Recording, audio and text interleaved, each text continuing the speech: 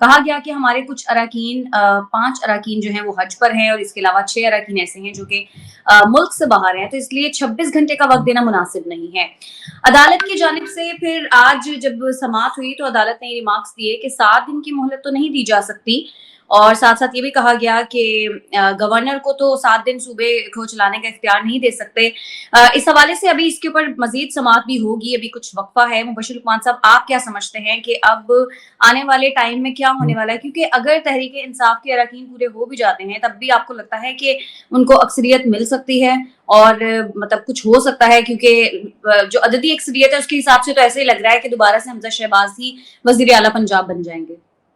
جی، لگتا تو یہی ہے کہ حمزہ شہباز ہی وزیر اعلیٰ پنجاب رہیں گے، اور بیسیکلی سپریم کورٹ جو گئی ہے نا، ان کا پی ٹی آئی کا موقف ہے کہ ہمیں ٹائم مل جائے، 7-8 دن کی مہلت مل جائے، تو اس میں 5 جو لوگوں کی نوٹیفیکیشنز ہیں ریزرو سیٹوں کی وہ بھی ہو جائیں گی، اور ان کے باقی لوگ بھی آ جائیں گے، تو ان کے خیال میں کہ ان کی پھر میجورٹی ہوگی۔ اور لیکن صوبے کو تو آپ خالی نہیں چھوڑ سکتے نا، اور غیر آئینی طریقے سے آپ کسی کو اختیار نہیں دے سکتے کہ بھی تم اتنے دن میں تم یہ چلا لو حکومت اور اس صوبے کو چلا لو۔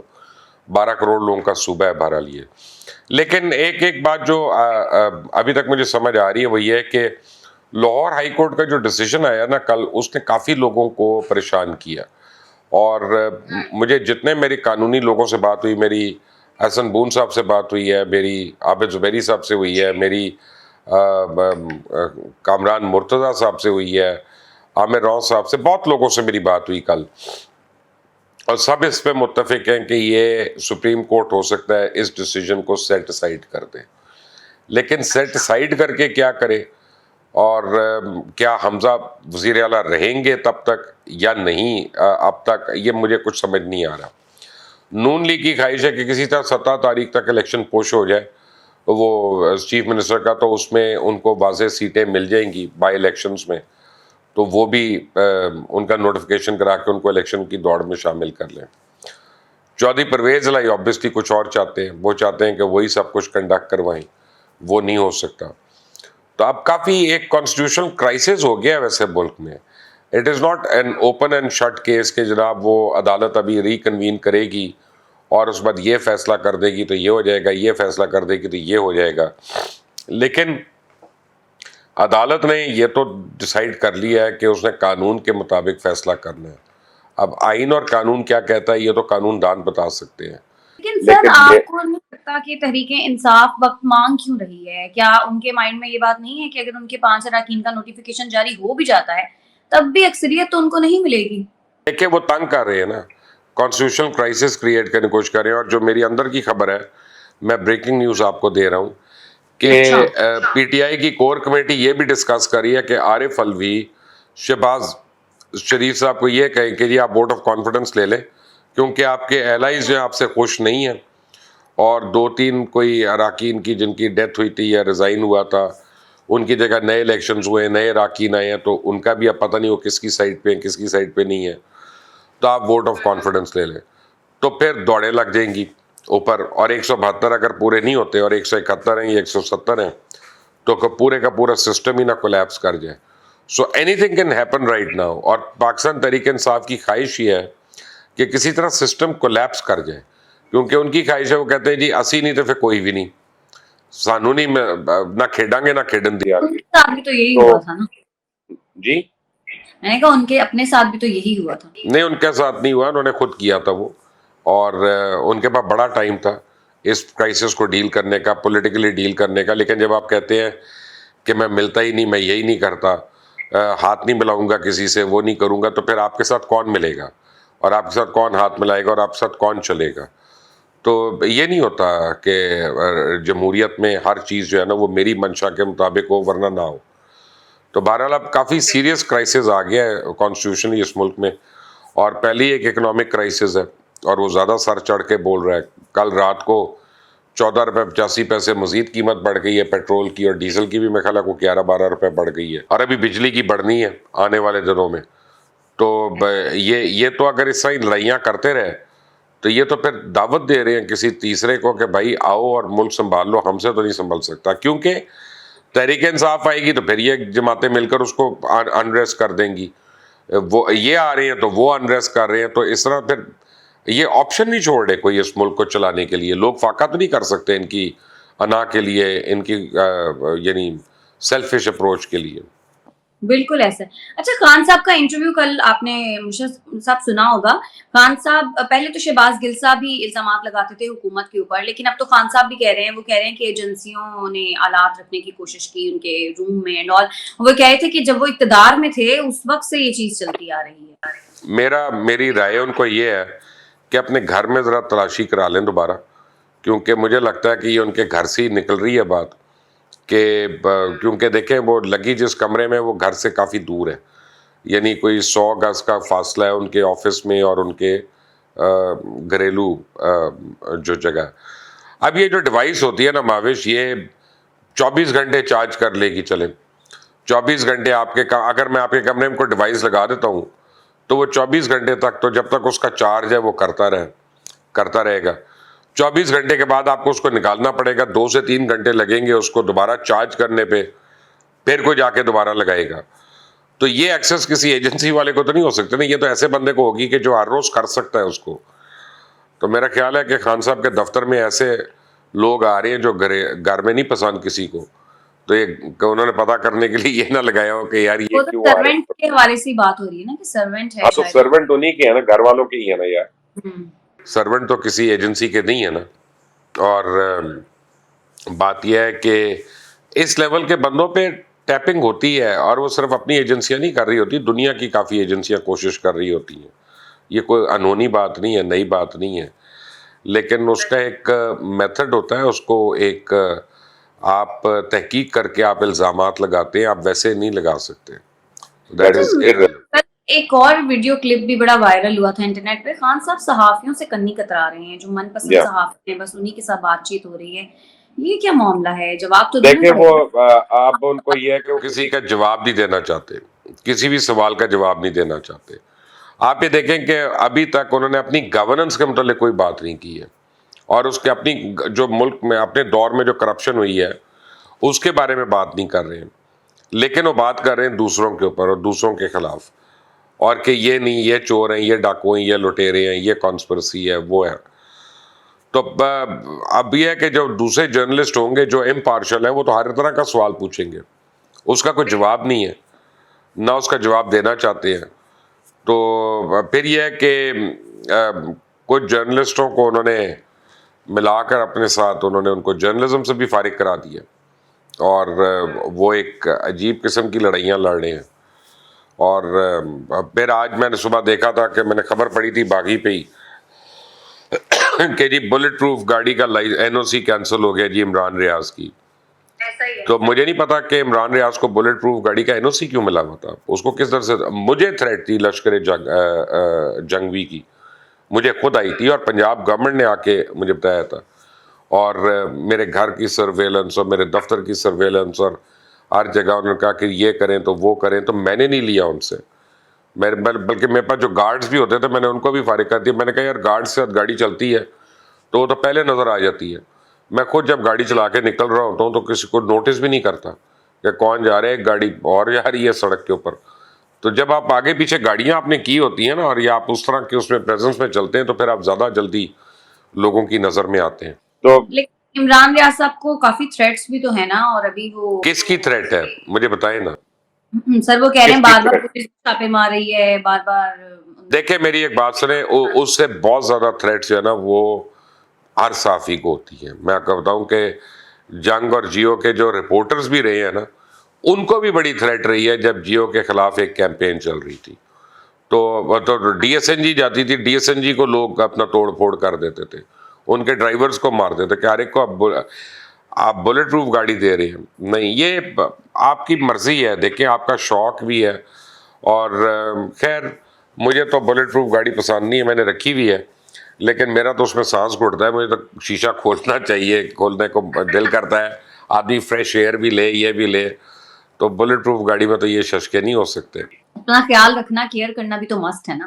نہیں, کیئر کیا کرنی ہے آپ نے, گاڑی کی کیئر تو مکینک ہی کرتا ہے, آپ نے خود تو نہیں. ہاں نہیں, آپ کو ایک اور بات بتاتا ہوں کہ اللہ رحم کرے, وہ ٹھیک ہے، اگر زیادہ ہو تو آدمی کو کرنا بھی چاہیے، لیکن میرا نہیں خیال کہ اتنا زیادہ تھا کوئی. اچھا مجھے خان بات صاحب بار بار وہی امریکی سازش کا ذکر کرتے ہیں، وہ جو بیانیہ انہوں نے کیا ہوا ہے اس حوالے سے بار بار بات کرتے ہیں، تو اسٹیبلشمنٹ کے خلاف انہوں نے جو محاذ آرائی شروع کی ہوئی ہے، آپ سمجھتے ہیں کہ محاذ آرائی کہیں نہ کہیں ان کو آگے جا کے کوئی فائدہ دے سکتی ہے؟ کل دیکھیں نا، کل جو میریٹ میں فنکشن ہو رہا تھا اس میں ایاز امیر صاحب کو انہوں نے بلوایا ہوا تھا. ایاز امیر صاحب نے جو وہاں کھڑے ہو کے تقریر کی ہے، میرا خیال ہے کہ عمران خان اور پی ٹی آئی دونوں کو انہوں نے شدید طریقے سے آڑے ہاتھوں لیا. میں کوئی اور لفظ نہیں استعمال کر رہا، لیکن ایاز امیر صاحب نے ان کے پروجیکٹ کے لیے لفظ استعمال کیا خباثت کا. اب خباثت کا لفظ میں نے پاکستان کی جرنلزم میں پہلے نہیں سنا، سوائے مودی کے لیے یا دجال کے لیے یا اپنا ایسے موقعوں پہ.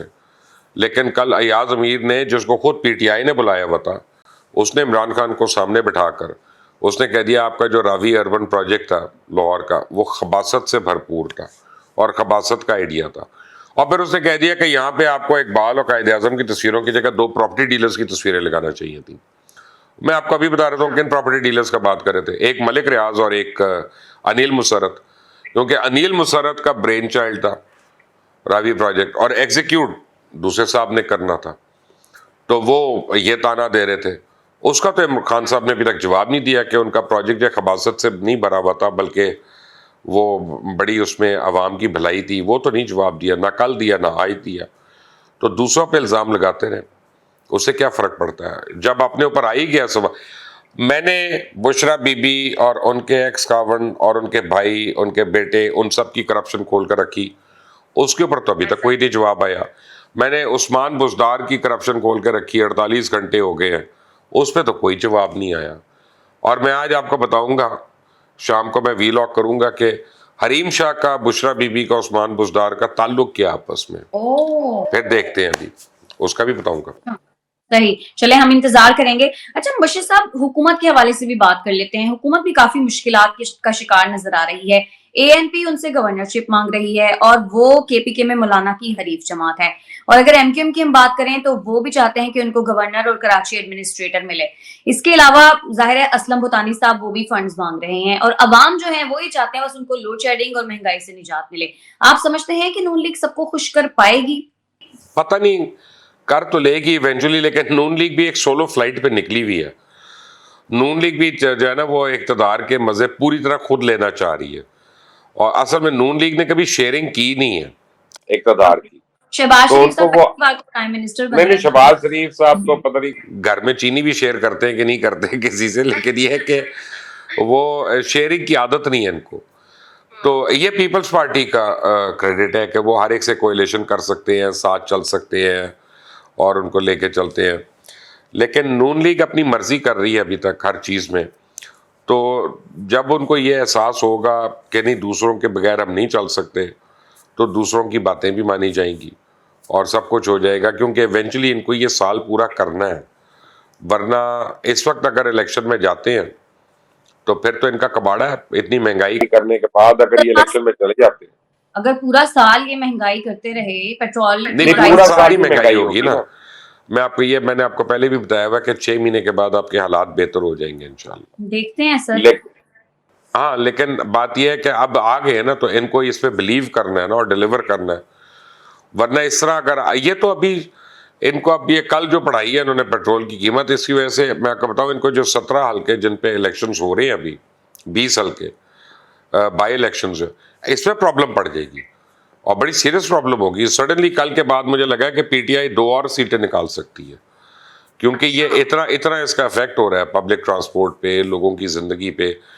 جب ایک دفعہ قیمت 15 روپے بڑھتی ہے تو ایک آدمی کے بجٹ میں ماہانہ وہ 15 سے 22 ہزار روپے کا فرق پڑنا شروع ہو جاتا ہے. تو اب جس کی تنخواہ 40,000 ہے اور 3 دفعہ ایسی کی ہائیک ہو چکی ہے 1.5 مہینے میں، تو آپ کے خیال میں وہ کتنے دل سے ووٹ دے گا اور کتنے دل سے نہیں دے گا؟ تو دیر از اے بگ کوشچن مارک.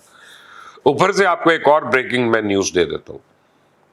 میں نے اعتراض کیا تھا کہ 9 بجے کاروباری مرکز نہیں بند ہونے چاہیے.